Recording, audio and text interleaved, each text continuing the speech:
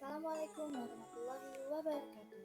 Halo, perkenalkan saya Tasya Auliana Harni yang akan memaparkan tentang kasus glaukoma sekunder akut sudut tertutup okulodextra et causa katarak traumatika dengan luxasi anterior okulodextra dengan dokter pembimbing Dr. Prima Mayasari, spesialis mata konsultan, subspesialis glaukoma. Pertama-tama yang kita lakukan adalah anamnesis pada pasien. Pada anamnesis didapatkan identitas pasien, Tuan J, laki-laki 27 tahun dengan pekerjaan swasta dan alamat di Kalang Kelapa. Pasien ini datang dengan keluhan nyeri pada mata sebelah kanan sejak 2 minggu yang lalu, yang semakin lama semakin memberat. Sakit kepala menjalar ke mata sebelah kanan dengan pandangan yang terasa kabur, seperti pandangan lihat asap.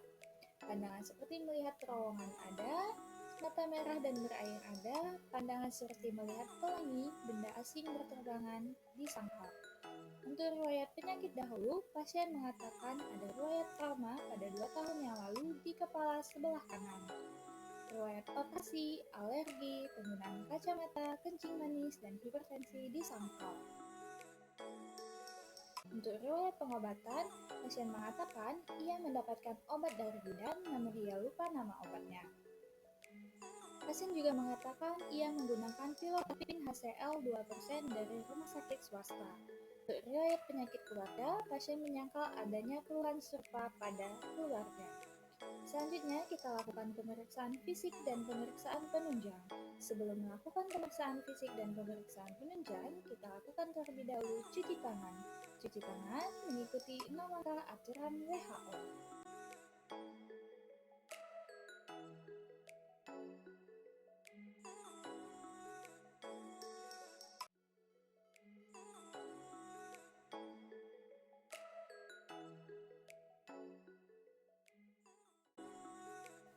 Pemeriksaan fisik. Pemeriksaan fisik status generalitus pada pasien didapatkan dalam batas normal. Selanjutnya, kita lakukan pemeriksaan status oftalmologikus. Pada status oftalmologikus, hal yang pertama kita lakukan adalah visus. Pada pasien didapatkan visus okulodextra 1/300 dan oculis sinistra 6/6. Tekanan intraokular okulodextra 13 mm air rasa dengan 3 macam obat. Dan pada oculis sinistra 12,1 mm air rasa. Lalu kita lakukan pemeriksaan kedudukan bola mata. Pada pasien didapatkan kedudukan bola matanya itu eksotropia 15 derajat okulodextra dengan gerak bola mata baik ke segala arah. Selanjutnya kita lakukan pemeriksaan pada segmen anterior. Yang pertama adalah palpebra. Pada pasien didapatkan palpebra tenang pada kedua bola mata. Pada konjungtiva didapatkan mix injeksi positif pada okulodextra dan konjungtiva tenang pada oculis sinistra. Pada kornea didapatkan jernih pada kedua bola mata dengan bilik mata depan panherek 1-2 pada okulodextra dan bilik mata depan sedang pada oculis sinistra. Iris gambaran baik pada kedua bola mata, pupil, bulat sentral, refleks cahaya positif menurun dengan diameter 8 mm pada okulodextra dan pada oculis sinistra didapatkan bulat sentral refleks cahaya positif dengan diameter 3 mm. Pada lensa didapatkan lensa keruh, shadow test positif, NC3, NO3, fotodenesis positif pada okulodextra dan lensa jernih pada oculis sinistra.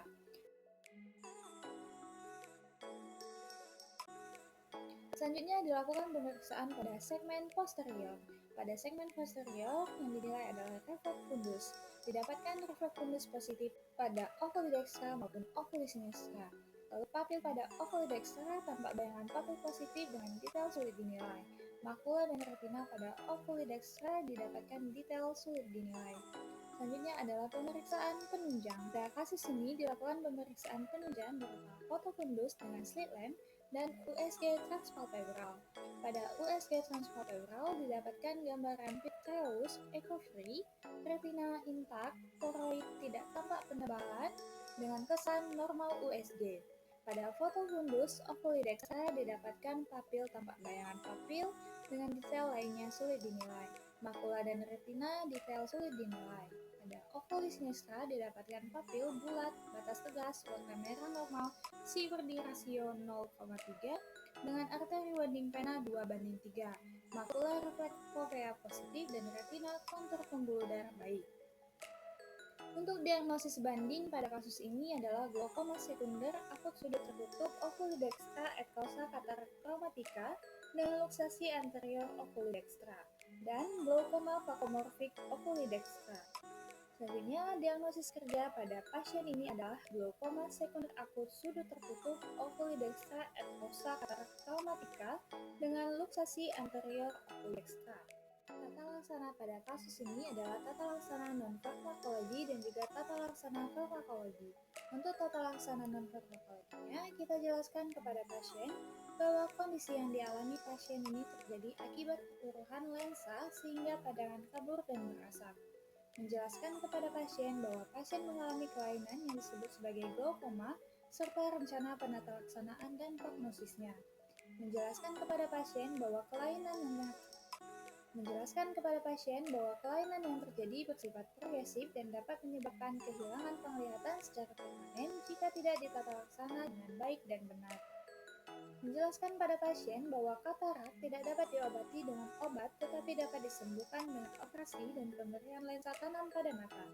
Menjelaskan komplikasi tidak dioperasi, intraoperasi, dan post-operasi. Menjelaskan kepada pasien bahwa tindakan pembedahan mungkin diperlukan apabila progresivitas glaukoma sudah ke tahap lebih lanjut.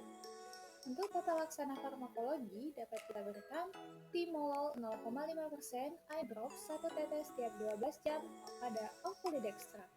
Brinzolamid eye drop 1 tetes setiap 8 jam pada oculodextra. Acetazolamid tablet 250 mg tiap 8 jam per oral. KSR tablet tiap 24 jam per oral. Prednisolon asetat eye drop 1 tetes setiap 4 jam.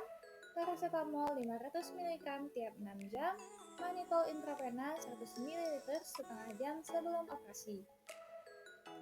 Pasien ini juga kita konsulkan ke subdivisi lensa katarak dan bedah refraktif untuk dilakukan ekstrasi katarak dan implantasi IOL. Pada prognosis kasus ini didapatkan quo ad vitam bonam, quo ad fusionam dubia et malam, quo ad sanational dubia et bonam. Selanjutnya kita lakukan follow up pada pasien. Follow up dilakukan selama 3 hari. Hari pertama setelah operasi dilakukan follow up dan didapatkan visus pada oculodextra 1 per tak hingga dengan persepsi sinar baik. Tekanan intraokuler N-1, kedudukan bola mata eksotropia 15 derajat oculodextra, gerak bola mata baik ke segala arah. Pada segmen anterior didapatkan palpebra blefarospasme pada oculodextra, konjungtiva didapatkan subconjunctival bleeding positif di arah jam 8 sampai jam 5 pada oculodextra, didapatkan edema kornea minimal pada oculodextra dengan bilik mata depan terbentuk dan air bubble positif pada oculodextra. Iris didapatkan gambaran baik, pupil tidak teratur, sentral, refleks cahaya negatif dengan diameter 5 mm. Lensa intraocular lens positif sentral. Lalu pada segmen posterior didapatkan refleks fundus oculodextra positif dengan papil tampak bayangan papil positif dengan detail sulit dinilai. Makula, detail sulit dinilai dan retina vitreosus positif pada oculodextra. Untuk hari kedua setelah operasi didapatkan pemeriksaan pada oculodextra, visus 1/300, tekanan intraokuler N-1, kedudukan bola mata eksotropia 15 derajat oculodextra, gerak bola mata baik ke segala arah. Segmen anterior pada oculodextra didapatkan palpebra tenang, konjungtiva subconjunctival bleeding positif di arah jam 8 sampai jam 5, kornea jernih, bilik mata depan terbentuk air bubble positif dan iris gambaran baik. Pupil bulat sentral, refleks cahaya negatif diameter 5 mm. Lensa intraocular lens positif sentral. Pada segmen posterior oculodextra didapatkan refleks fundus positif, papil tampak bayangan papil positif dengan detail sulit dinilai, makula detail sulit dinilai dan retina vitreosus positif. Didiagnosis dengan pseudofokia oculodextra, suspek ablasio retina retrogratogen. dan ditata laksana dengan KIE, levofloxacin eye drop 1 tetes setiap 4 jam, prednisolon asetat eye drop 1 tetes setiap 4 jam, cefixim 100 mg tiap 12 jam per oral, paracetamol 500 mg tiap 6 jam per oral, pilocarpine HCl 2%.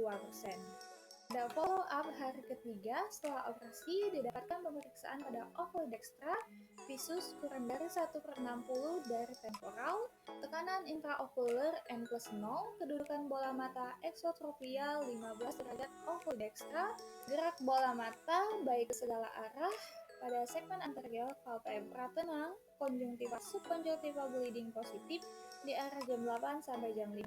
Dengan kornea jernih, bilik mata depan terbentuk dan air bubble positif.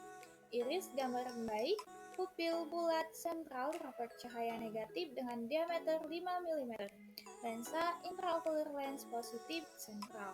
Pada segmen posterior didapatkan refleks fundus positif, papil tampak bayangan papil positif dengan detail sulit dinilai, makula detail sulit dinilai dan retina vitreosus positif. Diagnosis dengan pseudofakia ocular dextra, suspek ablasio retina rheumatogene. Dengan tata laksana KIE, levofloxacin eye drop 1 tetes setiap 4 jam, prednisolon asetat eye drop 1 tetes setiap 4 jam, cefixim 100 mg tiap 12 jam per oral, paracetamol 500 mg tiap 6 jam per oral, pilocarpine HCl 2%, ACC rawat jalan, dan prokontrol ulang 1 minggu. Glaukoma adalah salah satu neuropati optik yang ditandai adanya cutting pada diskus optikus dengan penurunan visus. Glaukoma dibagi menjadi dua, yaitu glaukoma sudut terbuka dan juga glaukoma sudut tertutup. Pada penyebabnya, glaukoma juga dibedakan menjadi dua, yaitu glaukoma primer dan glaukoma sekunder. Untuk menyingkirkan diagnosis banding, perlu diketahui terlebih dahulu perbedaan antara diagnosis kerja dan diagnosis banding. Pada glaukoma terjadi karena adanya peningkatan tekanan di dalam mata akibat katarak traumatika yang menyebabkan sudut mata tertutup. Sedangkan pada glaukoma fokomorfik sebagai diagnosis banding disebabkan oleh lensa mata yang bergeser dari posisi normalnya di dalam kapsul lensa, yang juga menyebabkan peningkatan tekanan di dalam mata. Pada glaukoma diagnosis kerja, ini peningkatan tekanan di dalam mata terjadi akibat blokade aliran cairan mata di sudut mata, dengan gejalanya yang dapat berupa nyeri mata, penglihatan kabur, mual, dan muntah. Pada glaukoma fokomorfik, peningkatan tekanan terjadi akibat perubahan posisi lensa mata. Gejalanya dapat berupa nyeri mata yang hebat, penurunan tajam penglihatan, dan pupil yang tidak teratur. Untuk patofisiologinya, ketahui pada glaukoma, tekanan intraokuler akan meningkat. Karena tekanan intraokuler yang meningkat akan menyebabkan stres mekanikal. Stres mekanikal ini akan menyebabkan serat-serat granula akan melemah, sehingga terjadi luksasi anterior pada lensa. Stres mekanikal juga akan menyebabkan kompresi dan regangan pada struktur mata, yang menyebabkan sklera perforasi dan nociceptor menangkap rangsangan nyeri. Sklera perforasi akan merusak serat nervus opticus dan terjadilah penyempitan lapangan pandang. Nociceptor yang menangkap rangsang nyeri akan diteruskan oleh serabut lensoris afferens cabang pertama nervus trigeminus ke otak, yang mana oleh nukleus trigeminus yang berada di otak akan mempersepsikan rasa nyeri. Untuk tata laksananya diberikan timolol maleat 0,5%, brinzolamid dan acetazolamid untuk menurunkan tekanan intraokuler. Operasi katarak dengan teknik fokomulsifikasi dapat mengeliminasi blokade pupil serta mengurangi penyempitan sudut bilik mata depan akibat lensa yang menebal dan terletak lebih anterior. Pemberian KSR pada pasien dapat mencegah efek samping dari pemberian acetazolamid, yaitu dapat menyebabkan hipokalemia. Kortikosteroid telah digunakan secara sistemik, regional, dan topikal untuk mengurangi respon inflamasi okular setelah operasi mata. Prednisolon asetat 1% untuk mengurangi inflamasi okular, paracetamol diberikan sebagai anti nyeri, mannitol dapat digunakan untuk mengurangi tekanan intraokular bila diberikan secara intravenal. Diberikan pilokarpin HCl setelah dilakukan operasi untuk pupil menjadi normal. Akan tetapi, hasil yang didapatkan hanya dapat mengembalikan bentuk pupil menjadi bulat seperti awal dan pupil tetap terdilatasi. Hal ini bisa saja disebabkan oleh adanya iridoplegi atau kelumpuhan otot sphincter iris. Untuk prognosisnya, puat vitam pada pasien ini bonang dikarenakan tanda vital pada pasien dalam batas normal. Puat fungsional pada pasien dubia et malam karena pada pasien ini memiliki visus kurang dari 1/60 dari temporal dan sudah masuk kelainan organik yang kemungkinannya tidak bisa menyebabkan visus membaik. Puat sanationam pada pasien dubia et bonang dikarenakan dengan tata laksana pengangkatan lensa, pasien tidak akan mengalami katarak lagi. Sekian dari saya, terima kasih.